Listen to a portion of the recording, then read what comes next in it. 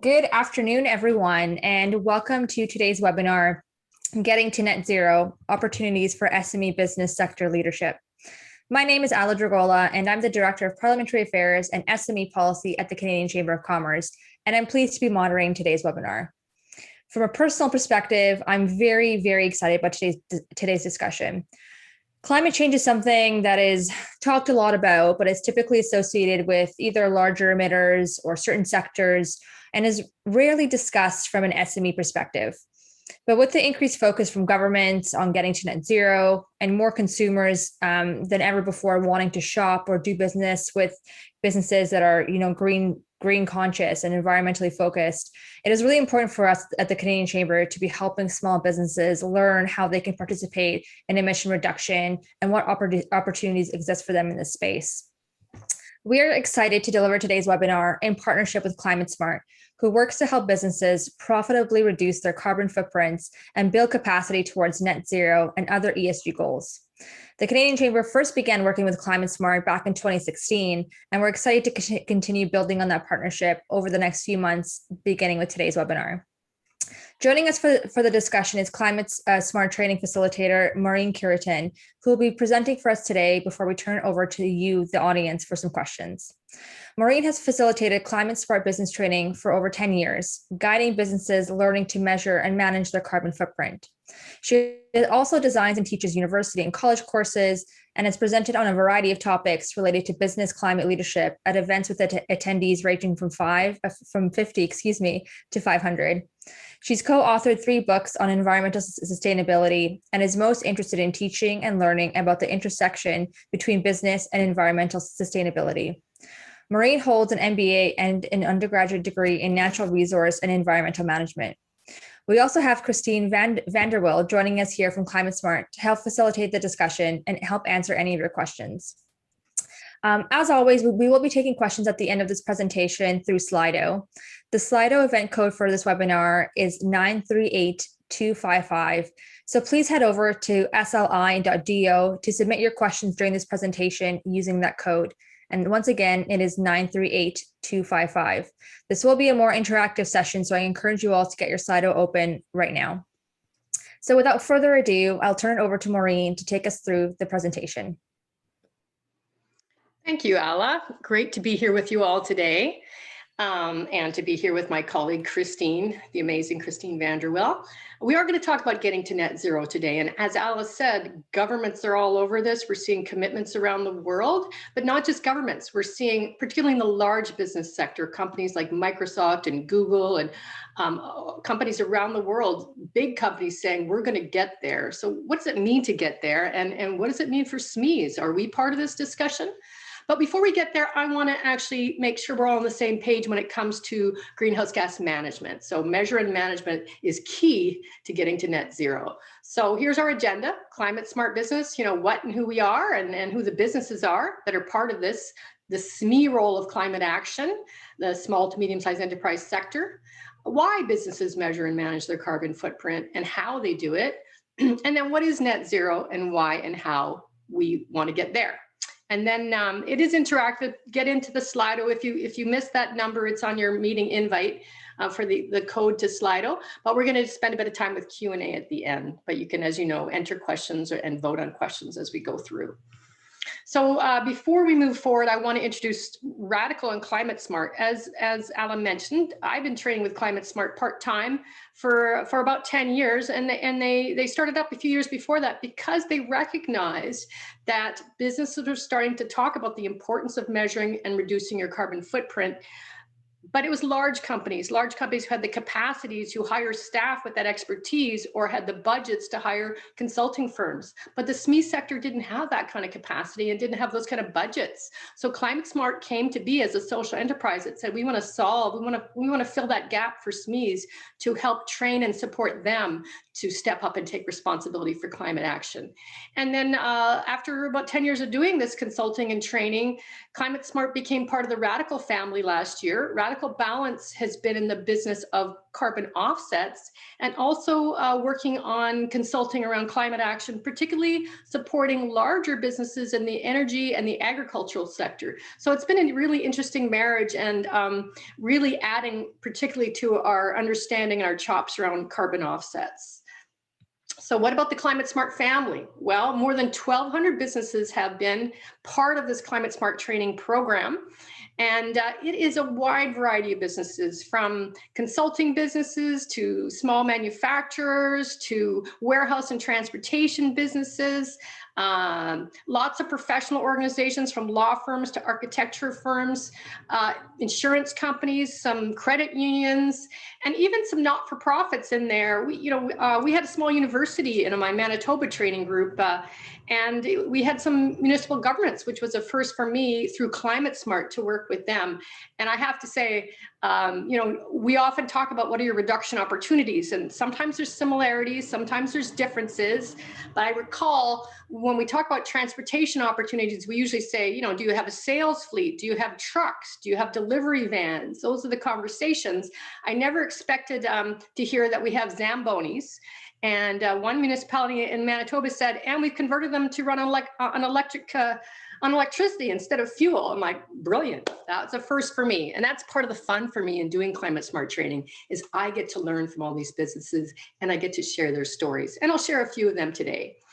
But results, so far on average, our Climate Smart businesses have reduced their carbon footprint or greenhouse gas emissions. That means the same thing if you're a newbie to this. About 24% we're seeing the reductions in greenhouse gas emissions, and our top performers are exceeding 30% reduction. So this is fantastic, but this is not net zero yet, right? So how do we get there? But it's also important to recognize that these businesses aren't contracting. Most of them are growing on an average 2.7% per year. Some of them are growing way faster than that. And at the same time, we're seeing co-benefits, we call it, such as reducing their operating costs or increasing business efficiencies or other benefits of being part of this commitment to climate action.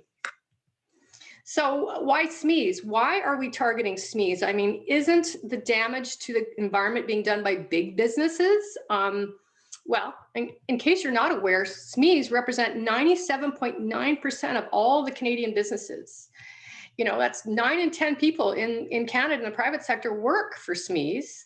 And a lot of our spending is done with SMEs. So, okay, great. So lots of small businesses, but still, climate impact, who's doing it?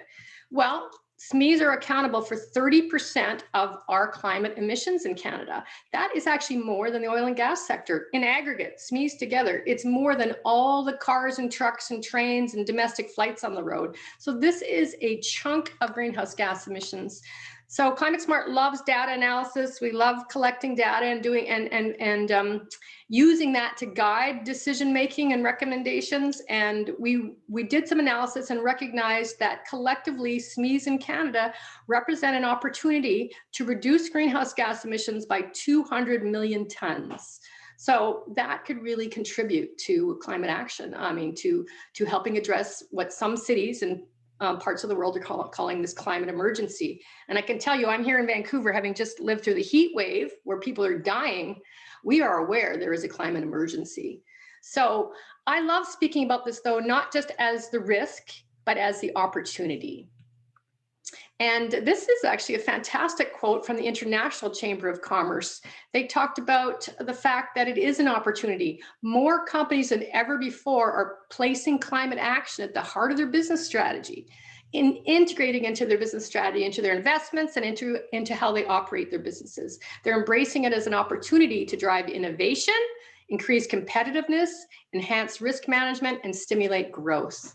That is such a great way of looking at this, not just as a responsibility or a moral thing we need to do, but as a business opportunity. So why don't we turn to you now and get your brain wrapped around this? What do you think, if you run a business or an organization, or if you're thinking about running one, what do you think would be 2 key drivers or motivations, or also we call them co-benefits of reducing your carbon footprint? So just, I think my colleague Christy from the Chamber is going to put up the poll on Slido. just pick 2 there, and we're curious to see what you all have to say and compare it to what we hear from our climate smart businesses. So let's roll with that Slido, Christy.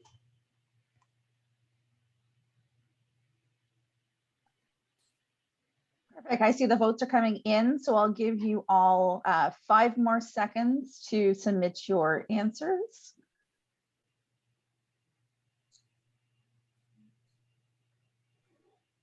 It's just asking me to vote. I'm not going to vote because that might skew things, but I'll wait for the results.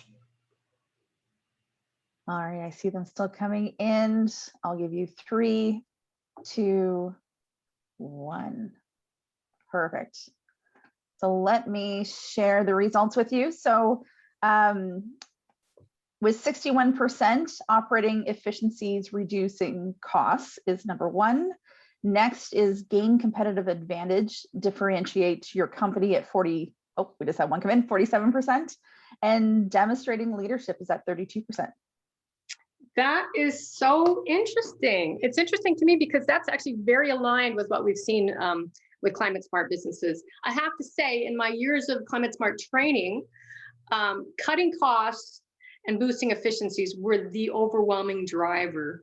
But what I've noticed actually in the last year, when we asked this question in every training group, I've heard leadership become more and more prevalent. Not that they don't care about saving money or driving efficiencies, but I remember one pretty senior business leader that was participating in the training saying to the group, it's table stakes. Like, we cannot show up in business if we do not step up and take a leadership position on climate action.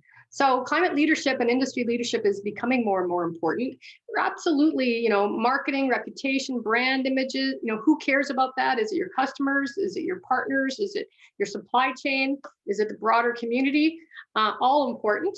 I put also attract and retain employees. We see businesses either think that's an opportunity to have great employees, particularly millennials. We're seeing, the numbers tell us that millennials will actually say, I want to go work for a company who cares about the environment. But also on the flip side, I see when businesses get into climate smart training, they recognize that engaging their employees can be a way to have a cultural transformation, to make them feel proud about working for this organization. So they might not have come to climate smart training for that, but by the time they finish it, they build that into their action plan. This last one on the slide, anticipating future requirements. We didn't used to hear much about that, but we did a survey, particularly in Manitoba last year, and this came out as one of the top 3 for them. And it's not surprising because they were dealing with the carbon tax rolling out in Canada. What is this going to mean for Manitoba businesses? So, what else? What other regulatory or customer expectations are out there? So I think that's that whole idea about de-risking your business from government expectations or new costs or customer expectations of you. And also when we talk about de-risking, particularly in certain sectors, I was listening to the head of Unilever Canada talk the other day, and he said for us, climate action is directly related to our business case because we rely on agriculture to, we need food to be grown so we can make all our products. And if the climate is creating droughts or floods or changing our growing seasons, our business is going to suffer, right? So recognizing that whole idea that climate action collectively is going to help de-risk your business as well, right? So it doesn't matter. When I work with businesses, I don't care what their motivators are. It's just I want to know them because it might affect the plans that you make. If saving costs are what you care about, you might do different things than engaging employees as your driver, right? So I'm going to share a few examples. This is Western Stevedoring. They're a pretty large SME. They're on the M side of the SME. They operate out of the Port of Metro Vancouver, which has been a fantastic leader in encouraging businesses at the port to reduce their greenhouse gas emissions. And for them, they said, saving money. Everything that we do when it comes to greenhouse gas management, we have to have a business case that's going to increase efficiencies. So, and sure enough, they're saving more than $250,000 a year, and at the same time reducing their greenhouse gas footprint so far by 15%. And how did they do that? Mostly they looked at their equipment, they retired some of the really old stuff, they retrofitted some of their heavy equipment, the engines, they increased their maintenance program, just recognizing that, if equipment isn't well maintained, it's not running efficiently, right? And they did do some replacement around forklifts and other equipment to move to lower no carbon solutions like electric forklifts or more high efficient vehicles. This is John Brooks out of Mississauga, and I think they also have operations in Alberta. Fantastic. They were in my training group when we rolled out with the chamber. I love these people. Their general manager was in the room and one of their senior leaders, and they recognized that this was an opportunity, obviously saving money. Again, they care about that, but they really wanted to demonstrate leadership, and they wanted to engage their employees and really build this into cultural transformation. And you get the feeling that people love working at John Brooks. And so what they did is they incorporated some, capital investments like changing their light bulbs, but they also did a whole bunch of behavioral change strategies, getting their employees on board. So, the lighting retrofit in their warehouse and their operations, it's saving them $21,000 a year, less than a 2-year return on that investment. But they also said to their employees, like, turn off the equipment when you don't need it. That's a no-cost solution, but it's part of the conversation that we're in this together, and we can all be part of the solution for climate action. And some of the purchasing decisions, switching to 100% recycled paper. These are not complicated solutions, but collectively these all contribute to a 23% reduction in their CO2 or the greenhouse gas emissions in the first year alone, which is pretty impressive. And what I really love about them is they launched this green team, and they use the green team to push that cultural transformation. They also get the green team to test different ideas and to measure and to see what's working and to ask questions. They're really right now working on waste reduction and looking at what kind of waste they generate within their operations and what the employees' role in that and how do they engage employees to make sure employees generate less waste. And it's been really fun to hear their results about their different experimentation. I always love sharing this story. Weber Naturals, you might have seen their products on the store shelves.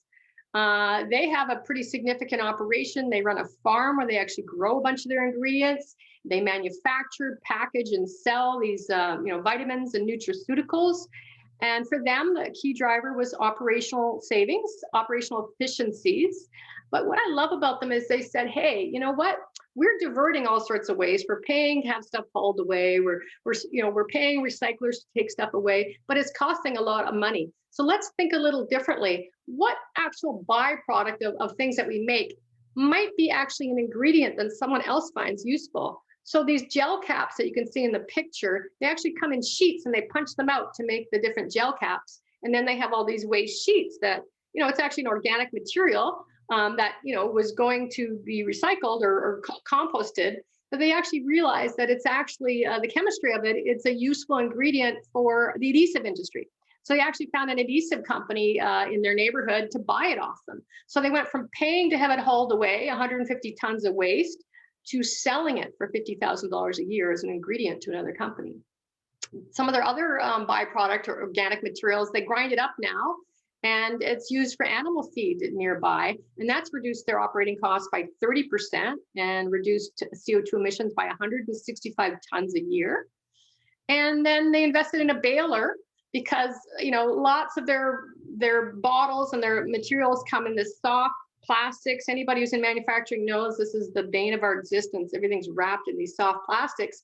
But in fact, if you properly bale it, it can become a commodity. So they went from paying to have it hauled away for $65,000 a year to selling it for $15,000. So they're net 80K up, and they're diverting 79 tons of baled soft plastics a year. So I just love the way they just said, let's not think about this as a responsibility or cost. Let's think about this as an opportunity to actually solve a problem for us and for another company by other organizations by sending their organics to other businesses. And the 505 Junk, they're a pretty small company that went through our training. They did some great stuff around their GHG reductions with how their vehicles and putting in scales to create some operating efficiencies, really helped them actually increase their revenues, increase time efficiency, reduce fuel consumption. But I always tell this story because they love sharing the fact that they landed the largest contract they'd ever landed because they measure and manage their carbon footprint. So they were going for this opportunity with a large property management company to haul away the materials for the company, and the companies asked in their RFP, what is your climate commitment? So what are your environmental commitments? And by being able to tell them that they measure and reduce their carbon footprint through Climate Smart, they ended up winning the contract. And a similar company told us the same story. They just won a contract with a municipal government because of their commitment to diverting waste and climate action. So, is your RFP opportunities with government or other businesses? You're going to see this more and more. The questions being asked. Walmart, as a large company, has their Project Gigaton, where 2/3 of their suppliers now are required to measure and be reducing their carbon footprint, and they want to go to 100%. So this is something we're seeing more and more in the business sector. If you want to do business with us, we're measuring our carbon footprint and managing it, and we expect you to as well. And I love this company out of Manitoba. I mean, they're just talking about really the moral obligation. They're saying, if it matters to our children and our grandchildren, why shouldn't it matter for us? This is why we're taking action on the climate. So it's a beautiful sentiment, but quite frankly, Telpay is, they're in the business of electronic payment processing. And so strategically, they have more than 100,000 business clients across Canada that they're helping to eliminate paper paychecks and envelopes and all the associated paper. And so by going to the efficiency of working with Telpay, they're helping those businesses reduce their carbon footprint. And of course, Telpay is making money along the way. And they calculate their carbon footprint, and they also calculate that the paper saved by their clients would be the equivalent of a mature 80,000 tree forest so far. And what I love about them is they're doing this because of their commitment, but they actually want to share their story and inspire and support other businesses. So they're documenting their own green plan. They publicly report their carbon footprint, and they're saying, hey, anybody want to learn from us? We're happy to share with you, particularly the client base. So different drivers, different businesses, it just kind of affects how you plan your reductions. There's no right and wrong in terms of what your drivers are. Again, back to the International Chamber of Commerce, we have as you all know, I'm sure that we had a Paris Agreement a few years ago where governments came together and said we need to take climate action. We set some targets. There's an upcoming meeting again where they're going to get really much more specific around how we're going to get there and what are our expectations. And we anticipate some agreements around the expectations with businesses. And the ICC is actually stepping up and saying, we want you to require all businesses to measure and report their greenhouse gas emissions. This is really interesting. Again, we're seeing more and more large companies around the world. It's table stakes. You've got to be measuring and reporting. We have this carbon disclosure project where you can go online and see most large businesses, what they're reporting. But the idea that all businesses, with the chamber representing, 145 million members around the world, saying we think all businesses should measure and report the greenhouse gas emissions. This is really interesting. They also want to see governments have frameworks around, how will we support and stimulate this shift to net zero greenhouse gas emissions in the future? And how are we going to finance that? So what is the government, the private sector's role in helping with that transition to net zero in business? And that's, the finance sector, you may be aware, this originally came out of Europe. We're seeing now it's come to Canada, where there's different banks, and Van City, as Canada's largest credit union, has said, we are not only going to, we've been measuring our carbon footprint for a while, we are now going to measure the impact of all our mortgages, loans, and investments and move to net zero for them. So huge opportunities and activity in the banking sector. And the same thing as I just mentioned about RFPs, that means banks are going to start asking their business clients, so are you measuring your carbon footprint? Are you reducing your carbon footprint? Maybe they'll have different financial products to help you reduce your carbon footprint, to make those capital investments in vehicles or building retrofits. But at the end of the day, if we're going to be measuring all this, we have to figure out a way to measure it. So I just want to make sure we understand that there is a very specific standard and protocol. We don't just make up these numbers, right? And so here's, management guru Peter Drucker many years ago that said, what gets measured gets managed. And that's the whole idea around greenhouse gas emissions too, that we, in order to guide businesses to measure and reduce their carbon footprint, we need to get a sense of where their emissions are coming from. Sometimes you know, we can kind of guess based on the sector that you're in, but we need to get specific and we need to get serious about measuring. So there is a carbon accounting protocol. And for any of you that are accountants out there or work with accountants, you know that GAAP is an accounting protocol for financial accounting. Similarly, we have an accounting protocol for greenhouse gas management, and it's called the Corporate Accounting and Reporting Standard. It was developed by the World Resources Institute together with the World Business Council for Sustainable Development, and they brought together businesses to guide this development of this protocol. This is the protocol that we train to at Climate Smart. Our 1,200 plus businesses use this protocol for their measurement and management, and multinational, small, medium, large organizations, cities around the world are using this protocol. So it's a very common and consistent. I mean, the important part about this is just like accounting protocol, and then we know that everyone's on the same page about what's required to measure and manage, right? So in a nutshell, what does this mean? Well, first of all, you're going to identify what are the sources of greenhouse gas emissions for your particular business. Then you're going to use that to guide, make decisions about putting together an inventory. So there's a little bit of art and science, just like in financial accounting, in terms of what we measure. But there's also best practices about what to include in your inventory. And then you collect that data, and report it every year. And you use that to guide planning and action, right? And if you want to get to net zero, you will then offset your greenhouse gas emissions. And I'll get back to that in a few minutes. So some businesses will do their reporting internally, you know, monthly or quarterly. I was at HSBC and I did quarterly reports to our executive, but at the end of the year, we also then summarized and publicly reported our greenhouse gas emissions. And that's pretty common with businesses. So back to you. What do you think are your large, without having measured, I'm assuming some or many of you haven't measured the carbon footprint of your business, but what do you think, given your type of business or organization and the sector you're in, what do you think are the 1 to 2 biggest areas of impact for your business? So Christy's going to launch that poll again, and we're going to see what you all think is your impact. Awesome. Thanks, Maureen. So the polls are open. So just a reminder, you got to head to Slido. So www.slido.com. The meeting number to submit is 938-255. I see some voting coming through, so we will give you a couple more seconds to submit your answers.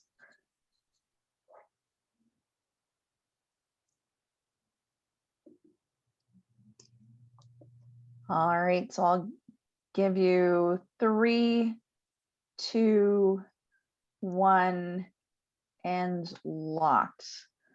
All right, so Maureen, we're looking at building energy, gas or electricity is 59%. And then we've got a tie at 19% with waste and paper consumption. Interesting. Again, you know, I love to play this game when I'm doing training. What kind of business are you? And I kind of guess what I think the biggest sources of emissions will be. But it's a good, that's a good, I think, you know, people picking building energy, whether it's gas or electricity, because overwhelmingly in Canada, a lot of our greenhouse gas emissions come from buildings. But, you know, I remember having a business that was a transportation related business. They were in the moving business, and they were in my training, and they were doing all this work around their you know, using laptops and saving electricity in the office. I'm like, who cares? Like, your footprint is overwhelmingly about your vehicles. So it very much depends on the type of business you are.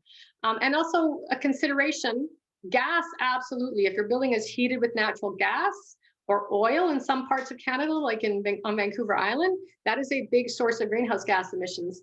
Electricity, it depends where you are. If you're in Alberta, if you're in Ontario, absolutely, because the source of electricity is coal or oil or gas for a good portion, certainly in Alberta. You know, when we're seeing the heat wave move to Alberta now, and they're talking about the air conditioning load going through the roof, that's going to be a whole lot of coal and gas running that air conditioning right now.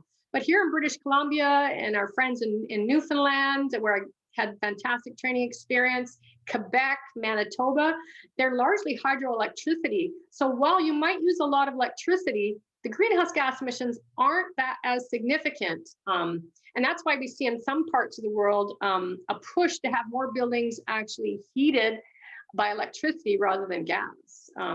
So that's something to consider. And those are the kind of things that, when you work with Climate Smart, we help figure out those emissions factors for you so you don't have to go to do that kind of analysis.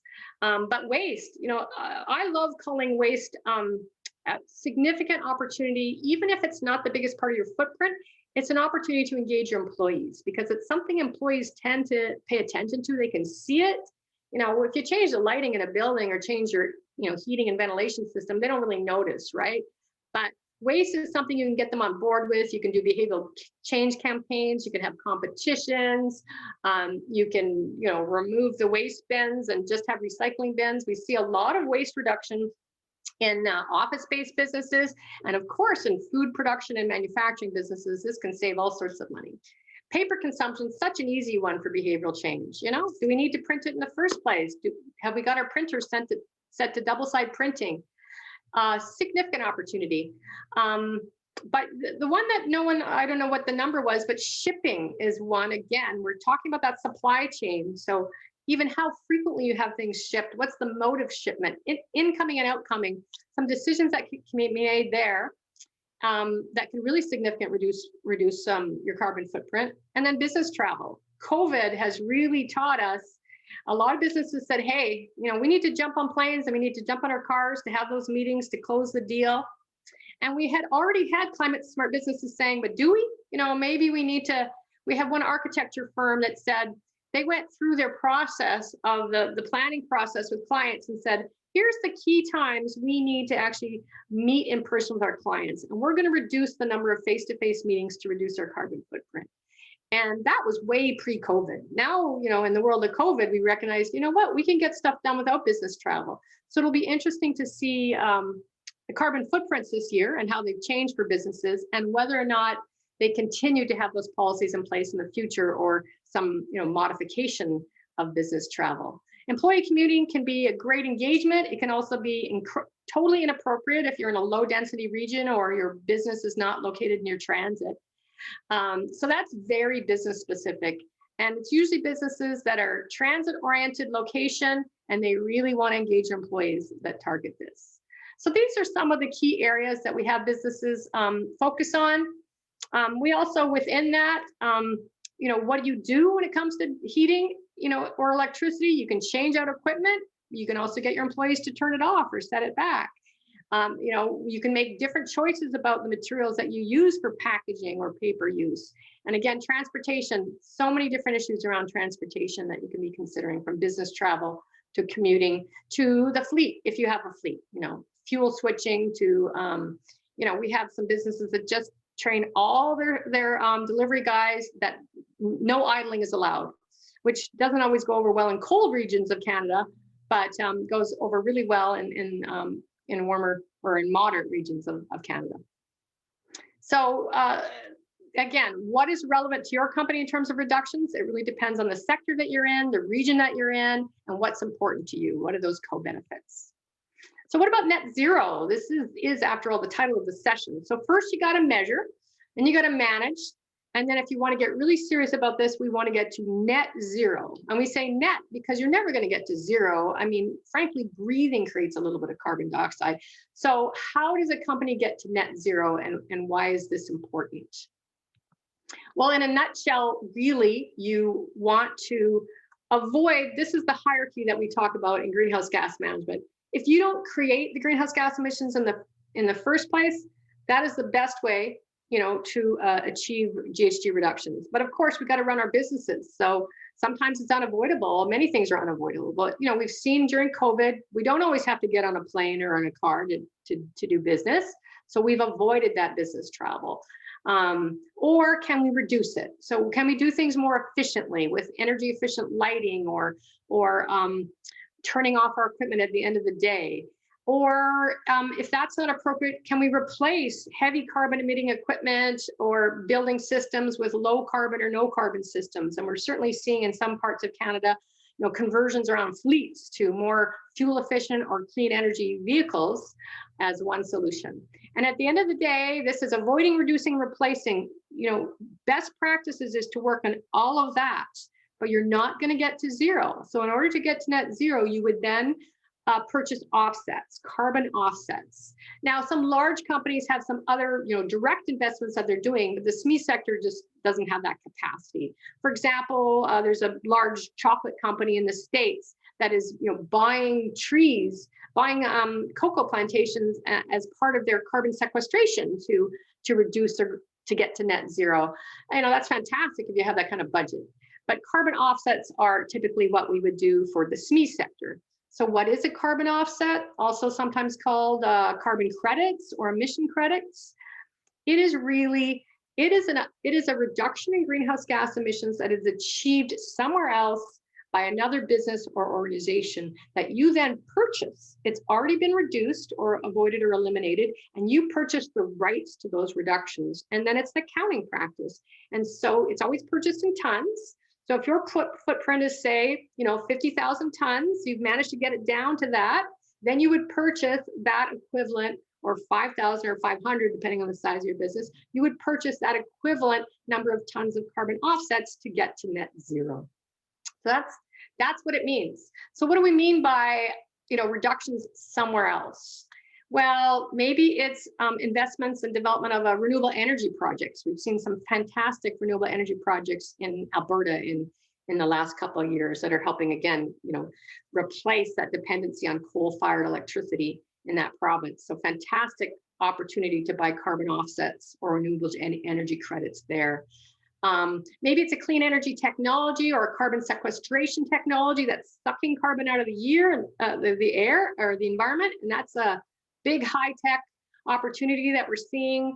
The interesting companies in the clean tech sector that are doing things around that. One that you probably are familiar with is forest conservation.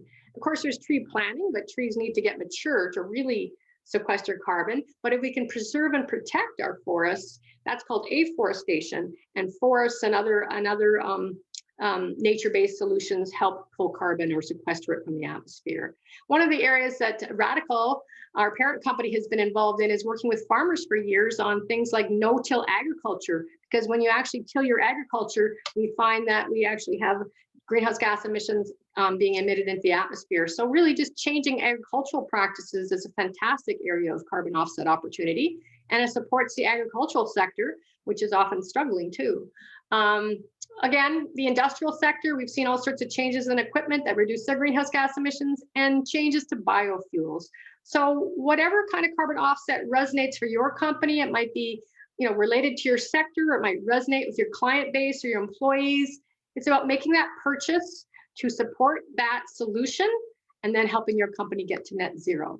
A question we often get, I'm going to just preempt, is, well, hey, why don't I just reduce my GHG emissions and sell those as offsets and make some money? This is a very rigorous process, creating carbon offsets. It's actually quite expensive. It requires third-party verification and validation by engineering and accounting firms like KPMG. And it always needs to be a significant scale of project to make this worthwhile. So your typical SME probably doesn't have a project. You would not achieve enough reductions to make it worthwhile to try to create an official carbon offset. So at the end of the day, best practices, again, are you don't just go shopping for carbon offsets. Your first priority is to avoid, reduce, and eliminate as much as possible or feasible financially, technically, and logistically for your company. You measure and you reduce as much as possible, and then you get to carbon offsets. And sometimes, you make a carbon offset purchase on an annual basis, and then 5 years from now, new technology comes out, or you have the budget for another capital investment that will reduce your carbon footprint. So you need to buy fewer offsets, or maybe you don't buy them that year. So this whole world, as Alice said, about net zero, we're seeing not just countries. I think Canada is waiting for Senate to approve our commitment to net zero by 2050. We've seen now 120 countries around the world already committing to net zero. The reason why we put the date 2050 is because that's what the UN Convention on Climate said.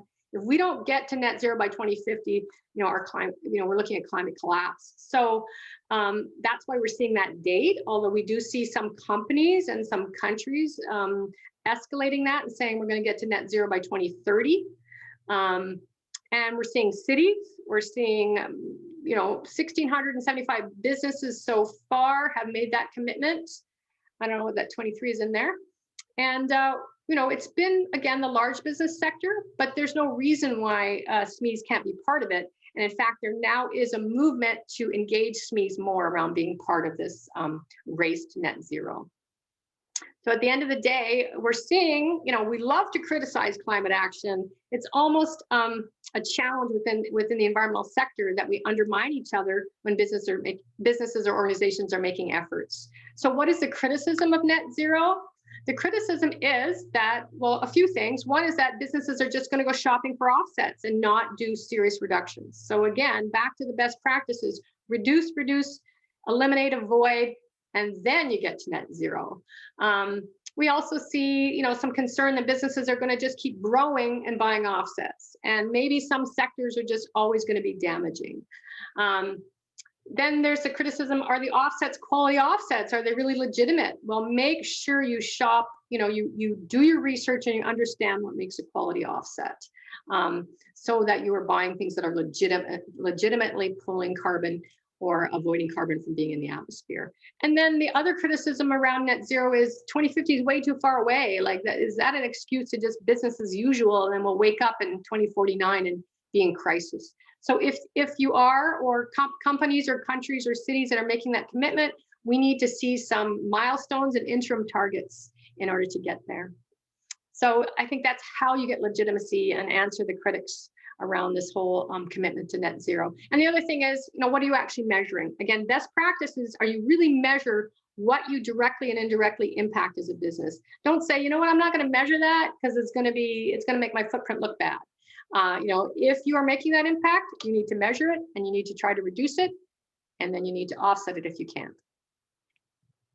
So why are we doing this? Mark Carney, who's now the special envoy on climate action. He's also joined an investment company in Canada who's committing to net zero investments. He says the dialogue has shifted now from viewing climate as a risk to viewing it as an opportunity. So just like the ICC said. And he says we need to move our economies to net zero as quickly as possible. So I think I'm going to kind of leave the questions now after Mark Carney's wisdom there. So are we ready for some questions? Thank you so much, Maureen. We sure are. There's a lot of questions that are coming in that have been coming in throughout. Just give me the easy ones, okay? Just easy. Okay, we'll start easy and then we'll launch into the hard ones. The first one I think is really interesting is it complicated for SMEs to measure our carbon footprint? I know you talked about kind of at the high level, but is it a hard process for a small business to undertake? I don't think it's a hard process, particularly if you get good guidance, but I'm not going to lie to you. It takes time, it takes commitment, just like any good management practices. You can't just wing this, right? So there is a protocol, there is a standard you need to learn and you need to follow. And the reason why Climate Smart came into being is because we wanted to help SMEs with that. So Climate Smart has a tool, a software tool that you plug and play with. And this will do those calculations on things like emission factors. Whereas if you try to do that on your own, it's a lot more work.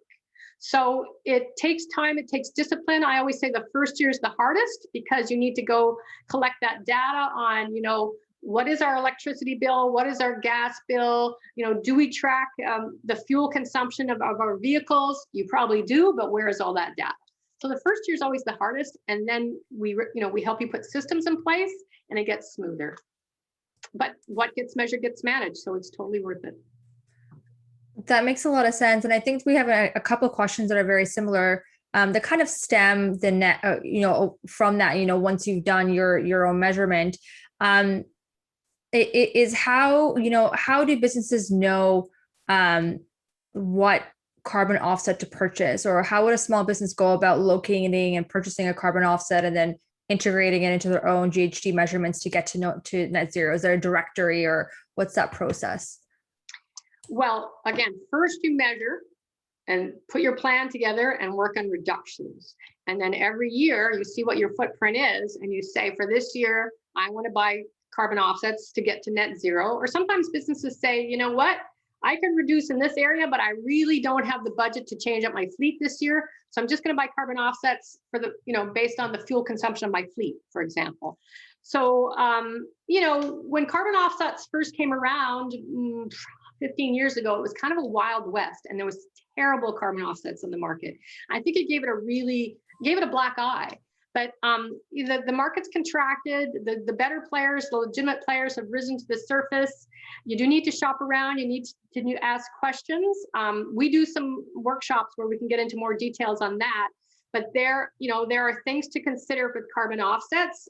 And first and foremost, find a legitimate provider and ask some key questions around transparency and additionality.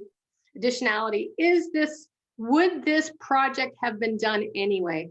And again, we had a whole process when I was at Van City where we would ask these questions. Who's your third-party validator? Who's your third-party verifier? So you might have these in an RFP process. But the number one thing is to find a great provider. Christine, do you want to add anything to that in terms of carbon offsets? I think you covered it really well, Maureen, and I think you also touched upon us joining the Radical group, which has the expertise in carbon offsets and can provide carbon offsets for our clients now in a way that we weren't able to before. Thanks. Okay, good to know. Another question might be a little bit more complicated. So the federal government recently announced that no ICE or light duty trucks and passenger vehicles may be sold in Canada after 2035. They also, noted all new vehicles after 2035 must be zero emission. Will carbon credits become less of a public issue in the future when you have these types of announcements coming out? Again, carbon offsets are something we used to call them an interim tool because we wanted everyone to get to zero. But we're not going to get to zero. I don't think carbon offsets are going to go away as part of the solution. But introducing clean energy vehicles, hydrogen vehicles, if we have more affordable and accessible EVs that aren't just cars, but that are light duty trucks and larger vehicles, those will reduce your footprint. And the more that you can, reduce your footprint, the less dependent you are on carbon offsets, right? And we hope to see, government and private sector support. We had this come and go in the past, funding and rebates to help that transition of fleets, right? To make those capital investments for companies, because it can be a significant burden for companies. But one of our fantastic businesses out of the chamber in Mississauga is the Muscat. They run heavy transport trucks. They're not going to electric vehicles anytime soon. That kind of vehicle just can't. But, vehicles of future, maybe they'll run on hydrogen. But for now, what they've done is they've converted to much more fuel efficient vehicles. And I think they've reduced their fuel consumption by about 30%. So think about the financial benefit to the company and the benefit to the planet. But they're still driving transport trucks around North America because we need our goods delivered, right? So there's still a carbon footprint there. Interesting. Another question we have here is from your perspective, working with small businesses in the space, is how has COVID impacted how small businesses are prioritizing or maybe deprioritizing GHG emission reductions, especially as so many small businesses are kind of still struggling with ongoing restrictions and with added debt from lockdowns? Like how can they prioritize this again in light of all the other kind of financial obligations that they have going on? What a great question. Yeah, I see the gamut. I see that we've had some businesses say, listen, like we don't have the time to think about this right now. We are just struggling to keep the lights on, struggling to stay in business. And then we see the opposite. In particular, I remember a couple of event management companies, which of course their business has been gutted with COVID, but they're in my training group and they were saying, you know what, we're using this time for planning, because normally we are so busy designing, operating, and hosting events on behalf of our clients. Being able to have this luxury of taking this time to plan is fantastic. So I kind of see both ends of the spectrum. I love, there was a program last year called Build Back Better. Corporate Nights hosted a series of webinars and sessions for the business sector saying, listen, if we need to build back our economy in the post-COVID world, let's do it in a way that creates a clean economy. So we're actually seeing this intersection, and the federal government has said the same thing. They've said we need to build the economy again in Canada.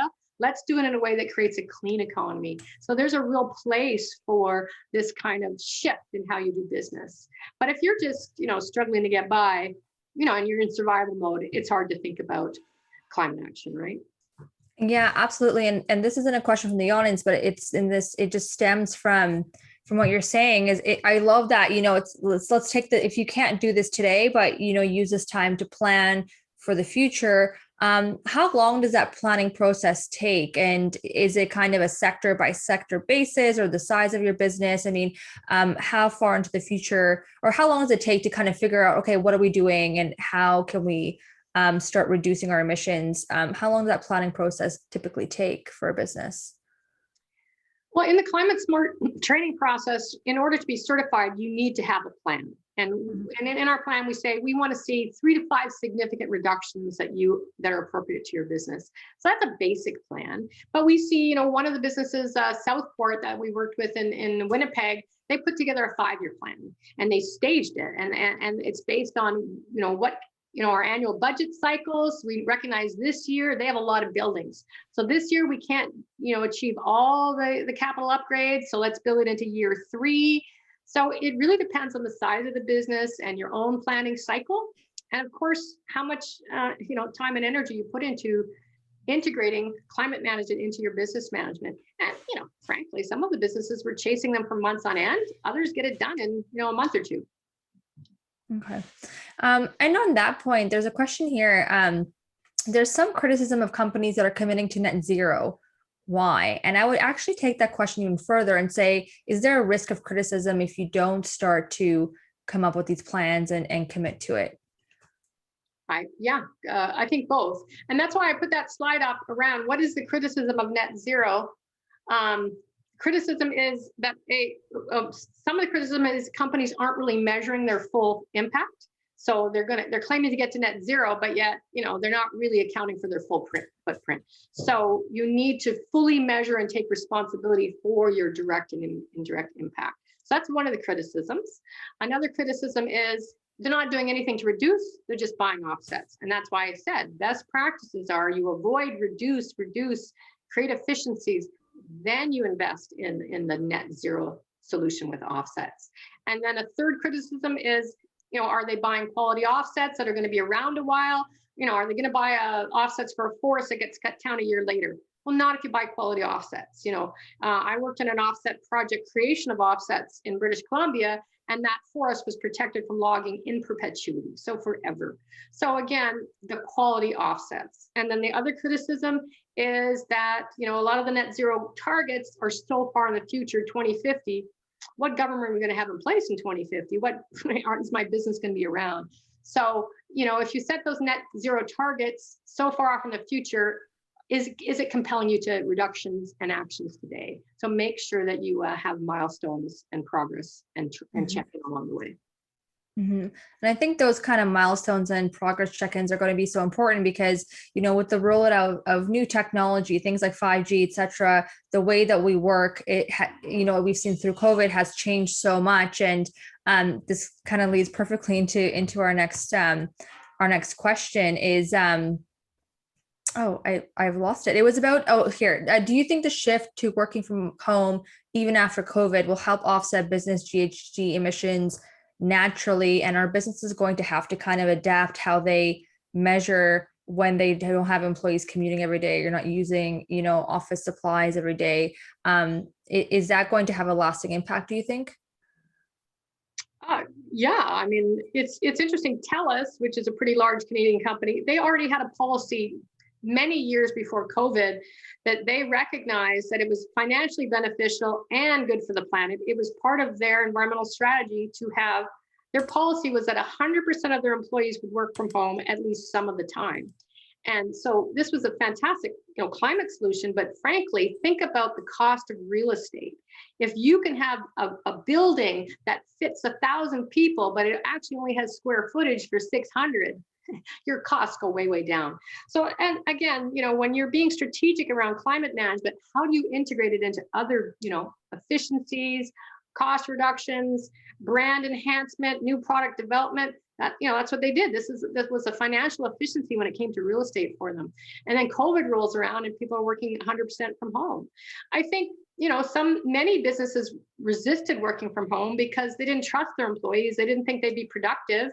And then COVID forced us to, let's see how it works. So I think we'll see some businesses, and I'm hearing this from businesses, we'll see some businesses stick to work from home, eliminate their offices or reduce the office space, or at least have some partial. So it's definitely, COVID has had a very few silver linings. And this is one of the silver linings for climate is the work from home, reduction of waste, people going to digital, the banking world and the insurance world addicted to paper, right? We love our paper. And I know I was dealing with my banker with some changes in my investments during COVID. And I said, well, I guess you need me to come in and sign this, right? Because banks ought to have those original signatures. And they said, no, we can do it digitally. I almost fell off my chair because they've always said regulatory reasons. No, we need original signatures. COVID forced them into coming into the 21st century and going paper free. Yeah. So yeah, I think there'll be some silver linings in how we manage our businesses that have climate benefits. Yeah. That's fascinating. Another interesting question here from Janet. This might be maybe perhaps our last one, is as I know we're kind of coming close to the end of the session. But Janet asks, how do we change the conversation to change versus finger pointing? Our business is livestock based, and our carbon sequestration, soil health improvement, water filtration are massive. I often only hear about our emissions. Well, that's a great question, and I'm not sure I'm going to give you a great answer for that one. Because some of that's just human nature, right? That we just like to blame someone. But I think all businesses have an opportunity to be part of the climate solutions, to take action on climate. I think we'll see a transition in the economy, and maybe some businesses, not this one in particular, but some businesses might become, legacy businesses. If we make a full shift to a non-oil and gas based economy. That's what some people believe in. Will that happen? I don't know. I don't have a crystal ball. But at the end of the day, every business, we work with every business. Cement sector is one of the biggest impacts on our planet. I had the thrill of working with a cement company that was so serious about their reductions. They're going to be part of that solution for climate. So I think respond to that by saying, here's what we're doing and here's the benefits of us. And again, measure it, manage it, and report it with authenticity. And I hope that makes the finger pointing going away, because finger pointing is not getting us anywhere, right? We all have to collectively come together to take this action on climate. Well said. Listen, we're coming to the end of our session here. There's a couple of outstanding questions, and we'll pass those on to Maureen and Christine to hopefully get some answers, and we'll circulate it to the group here, as well as share a copy of the deck and presentation today to all of our attendees. On behalf of the Canadian Chamber, Christine, Maureen, thank you so much for joining us here today. It was a really, really interesting discussion, really great information. I think lots here for small businesses and medium-sized businesses to take away and kind of look at next steps, and encourage everyone